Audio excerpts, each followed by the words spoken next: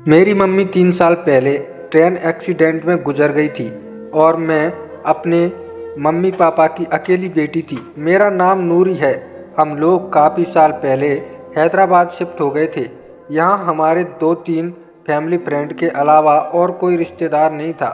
बस हम तीनों अकेले रहते थे। मम्मी के बाद हम सिर्फ 2 रह गए थे।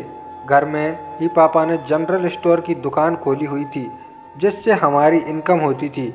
मम्मी के जाने के बाद मुझे भी तन्हाइयाँ महसूस होती थी। सुबह मैं स्कूल चली जाती थी। काम वाली बाई सुबह घर की सफाई वगैरह करके खाना तैयार करके चली जाती थी। स्कूल से वापसी पर हम दोनों बाप बेटी साथ खाना खाते थे। मम्मी की कमी बहुत महसूस होती थी।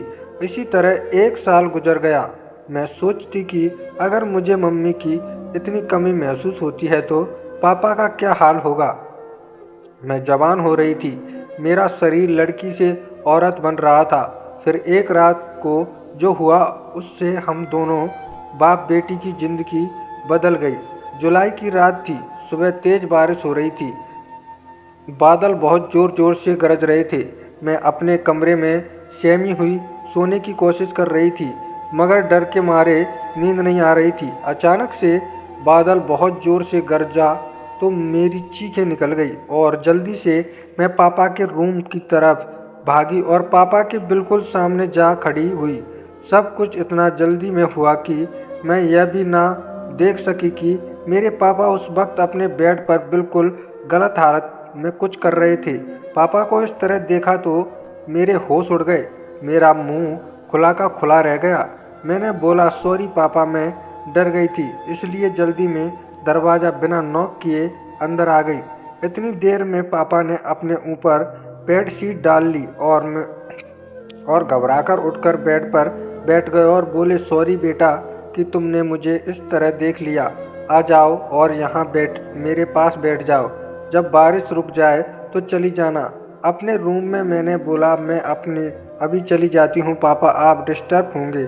आप कुछ कर रहे थे। लेकिन पापा ने जवाब देने की बजाय मुझे हाथ पकड़कर अपने साथ बेड पर बिठा लिया। पापा, आपने कुछ नहीं पहना। मुझे शर्म आती है यह कहते हुए कि मुझे खुद अपने बारे में याद आया कि मैं भी सिर्फ एक पतली टी शर्ट और शॉर्ट्स पहनी हुई थी। जल्दबाजी में टी शर्ट के अंदर ब्रा भी पहनना भूल गई थी। एक तरफ पापा को मैं उस हालत में देख चुकी थी और अब वह सिर्फ बेड शीट डाले बैठे थे और दूसरी तरफ मैं भी उनके बराबर बैठी हुई थी। मेरी सांस फूल रही थी। मुझे उस रात पापा के बराबर बैठकर पहली दफ़ा एहसास हुआ कि मैंने इतनी बड़ी होकर भी अभी तक कुछ नहीं किया था। एकदम कुंवारी थी। अचानक बारिश का शोर और ज़्यादा हो गया और साथ ही बादल एक बार फिर बहुत ज़ोर से गरजे। में डर के मारे एकदम पापा से लिपट गई। इस तरह लिपटने से पापा की बेडशीट हट गई।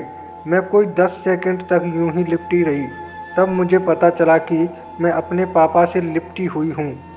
मैंने घबराकर पापा से अलग होने की कोशिश की तो पापा ने मेरी कमर से खींचकर मुझे मजबूती से अपने हाथ में जकड़ लिया और बोले, जानू ऐसे ही बैठी रहो। पापा से लिपटी हुई मेरा सर पापा के सीने पर था। पापा, ये है, आप क्या कर रहे हैं? मैंने बोला, आज तुम्हारी मम्मी की बहुत याद आ रही है। पापा ने जवाब दिया, जब मम्मी की याद आती है तो आप ऐसे करते हैं बेटा। वह तुम्हारी माँ थी लेकिन मेरी बीवी थी और मियाँ बीवी का रिश्ता अलग तरह का होता है। मैं समझी नहीं पापा। मैंने बोला, बेटी क्या तुम्हें नहीं पता कि मियाँ बीवी का क्या रिश्ता होता है? पापा ने पूछा। नहीं पापा। मैंने बोला, अब मैं तुम्हें कैसे बताऊं कि मियाँ बीवी में क्या रिश्ता होता है और इसी रिश्ते की वजह से तुम पैदा हुई हो और आज तुम यहाँ मेरे पास बैठी हो। मैंने पूछा, वह कैसे पापा? मेरी समझ में अब भी नहीं आ रहा था। पापा बोले, शादी के बाद मियाँ अपनी बीवी के साथ कुछ करता है तो फिर 9 महीने बाद बच्चा पैदा होता है।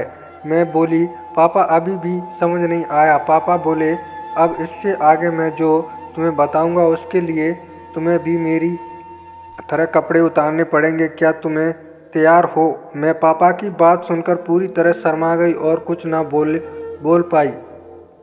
मैं मेरी टी शर्ट निकाल दी आज मेरे पापा अपने पापा जो कुछ भी मेरे साथ करने जा रहे थे, यह मेरी ज़िंदगी का सबसे अनोखा तजुर्बा था। अब पापा अपनी बेटी के साथ वह करने जा रहे थे जो पापा मेरी मम्मी के साथ करते थे, और पापा फुल मस्ती में थे। मेरी नज़रें पापा की नज़रों से मिली और मैंने शर्म से आंख बंद कर ली। आज मैं अपने ही सगे अब्बू से यह सब करवा रही हूँ। हम दोनों बाप बेटी कुछ देर तक लिपटे रहे। फिर पापा ने मुझे रात भर प्यार किया। कुंवारी होने की वजह से पहले मुझे बहुत दर्द हुआ, मैं बहुत रोई और चिल्लाई, लेकिन धीरे धीरे पापा के प्यार करते रहने से मैं ठीक होने लगी। दर्द अब बिल्कुल ख़त्म हो गया था और उसकी जगह अब मुझे इतना मज़ा आ रहा था कि मैं बता नहीं सकती। पसीने में हम दोनों नहा चुके थे। तो दोस्तों, यह थी मेरी कहानी। अगर आपको पसंद आई हो तो लाइक कर दीजिए, दोस्तों से शेयर करना ना भूलें। और हाँ, यह वीडियो सिर्फ और सिर्फ मनोरंजन के उद्देश्य से बनाई गई है। किसी की भावनाओं को आहत करना हमारा उद्देश्य नहीं है। और हाँ, हमारे चैनल टेडी स्टोरी को